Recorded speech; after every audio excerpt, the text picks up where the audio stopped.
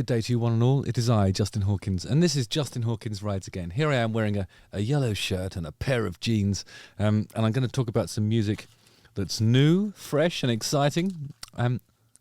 That's a cinnamon mint. Spicy. All right. So today I'm talking about a band called Gans, G-A-N-S. Few of you guys will have heard of them. And that's actually one of the reasons why I'm going to do it. And I shall explain after I've sung to you the theme tune from Justin Hawkins Rides Again. All right. Justin Hawkins rides again.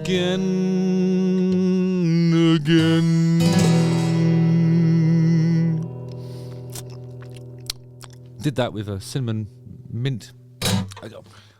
I rarely have the discipline to not chew a mint. To the chagrin of those around me, they're like, "Oh, you're wasting all that minty goodness, and you it won't last as long if you do it." But maybe I'll take it out. Hang on. No, I'm just going to chew it. All right. So recently, I've been thinking about numbers and how there's so much focus on statistics. Spotify plays, for example, YouTube views, Instagram and TikTok likes, and the meaning of hit has changed. Now, I always go on about this. In the olden days, you'd have visionary A&R men with all the resources of a big record company behind them.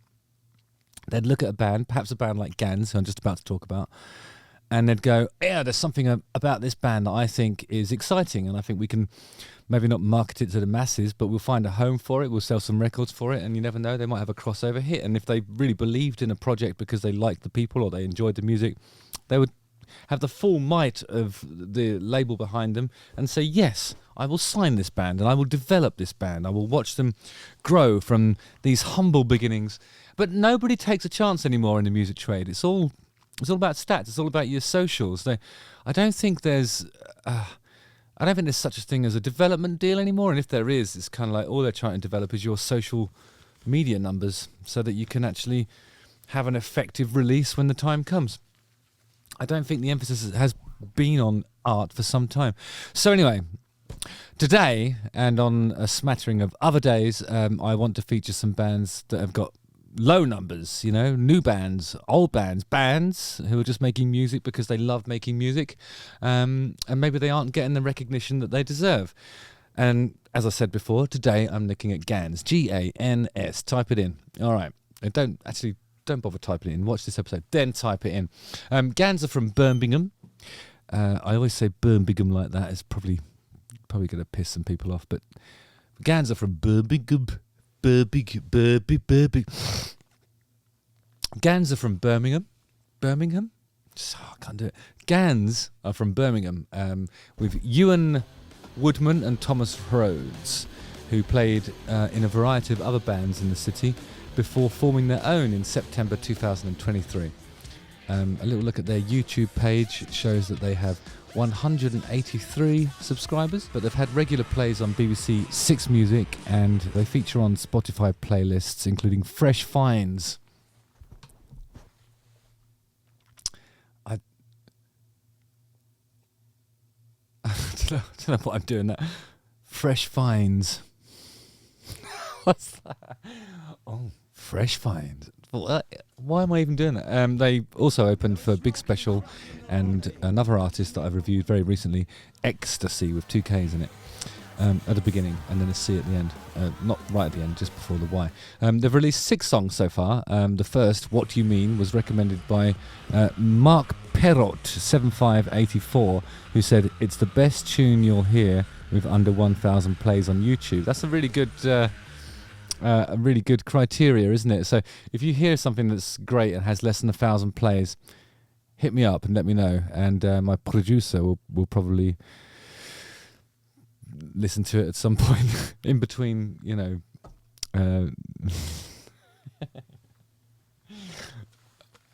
no, I can't do it, and my producer will glance upon it as she crochets the latest in her range of blankets or whatever it is she does in between editing and researching this channel.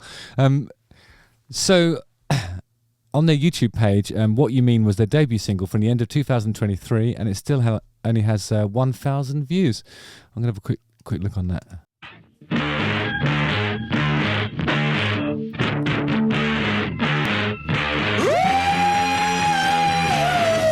I was expecting to come in then.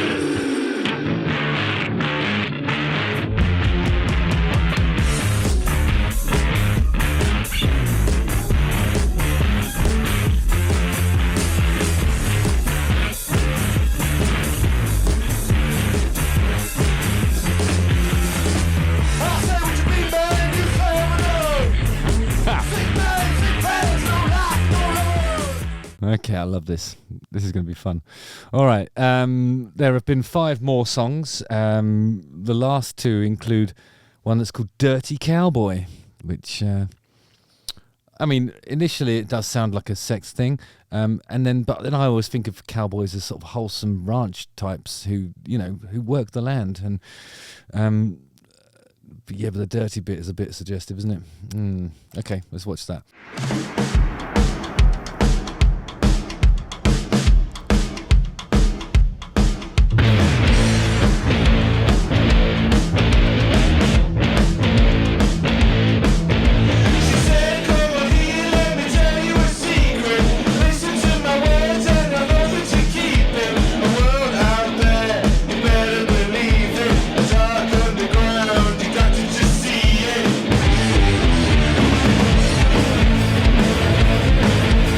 That's badass when it comes in, isn't it?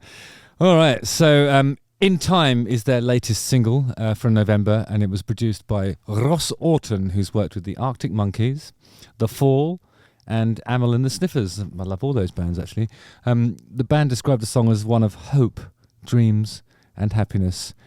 And then they say this in capital letters: everything is possible. I'm not sure if they said it in that accent, really, but... All right, I'm going to watch it. Here we go.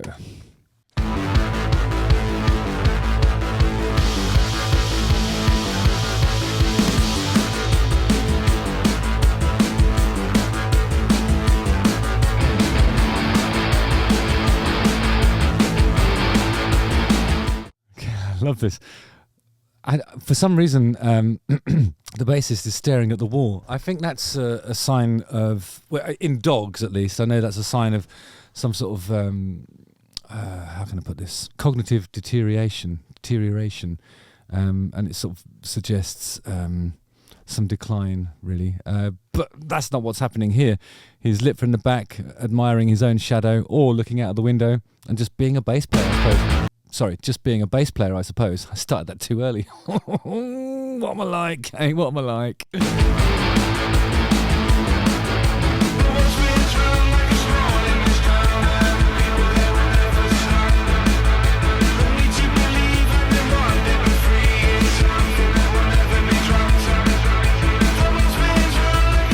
I love the way that's sort of relentless in its pedaling on that. It seems to be pedaling on an A with the occasional sort of G accent.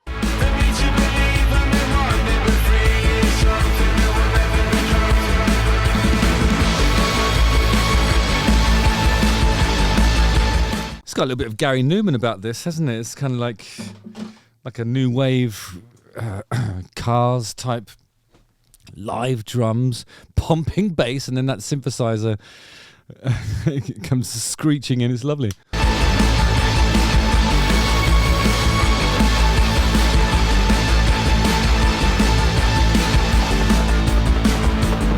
Well, I love even when the dynamic lift occurs in that sort of B section there with the synthesizer part. They don't open the hats anymore than they have had them on the sort of verse. So it's like really, really tight sounding.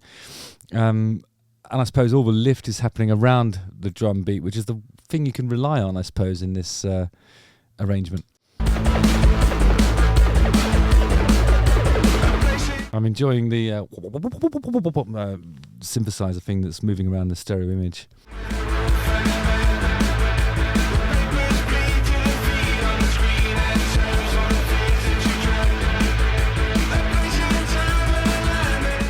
The hi-hat pattern has changed there halfway through the second verse. It's gone 16th, I suppose that is.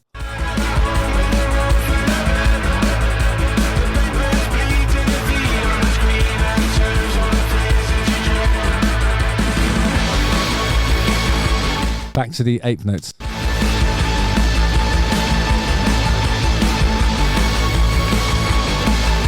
So I love the way they've decided not to sort of have like a B section that works as a chorus. It seems to be verse, instrumental section, really pedaling and hammering home the A for an uncomfortably long time. It's fantastic.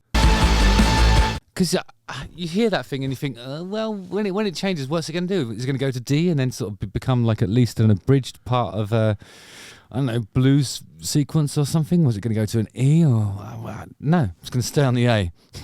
Like it or lump it. This one's in A. Love that.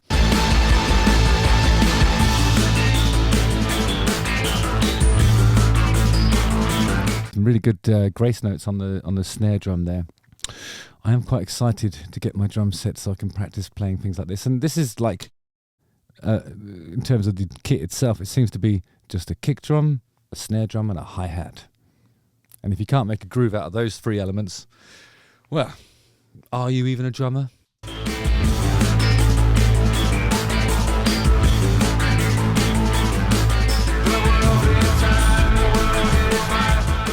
What a wonderful face this young man has. Maybe I should grow a shitty moustache again. Nah.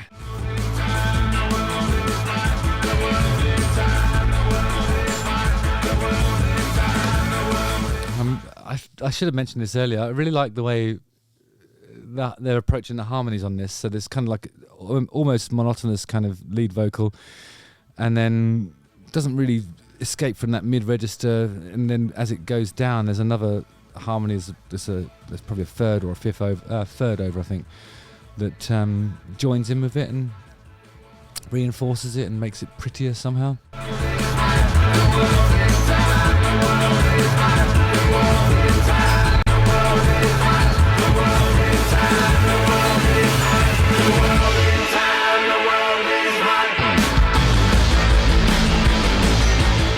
Now it's getting really heavy. It seems like there's a load of saturation on the bass.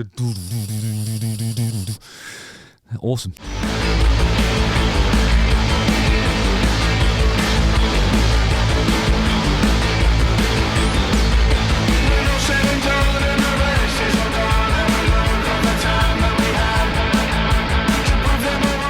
Yeah, so when he's singing that melody, it's going like from the major third, and then the other guy comes in. So within the three elements of that, it's the simple A major chord triad. But it's kind of mesmerizing, isn't it, when you listen to this and you just let it get under your skin like that. It's I don't know. It's meditative. You know what I mean.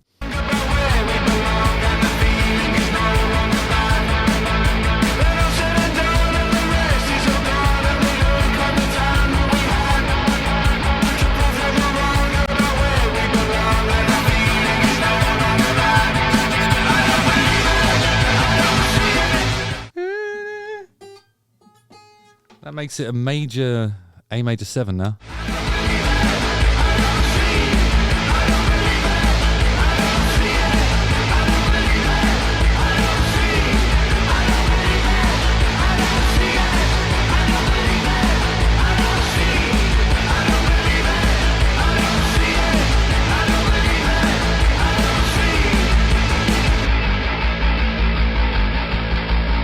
What a great face. Yeah, so go and check out Gans. We'll put all the links to the video and to the Spotify and all that in the description. I really hope you enjoy them. I think they look fantastic. They sound brilliant. And they're putting the work in as well, importantly. And for some reason, they don't have the numbers that they deserve. So let's make amends. All right, nice one, guys. Justin Hawkins rides again. What was that? Again. And I'm going to try and do a Gans chord. Again. Again. Yeah. Again.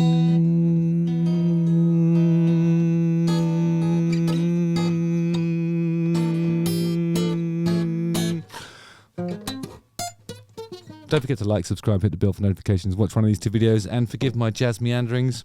Go and listen to Gans, guys. And if you hear anything else that I should be covering in this way, then do let me know, and I'll endeavour to investigate. Send my producer to investigate. Nice one. See you on the eyes. Again.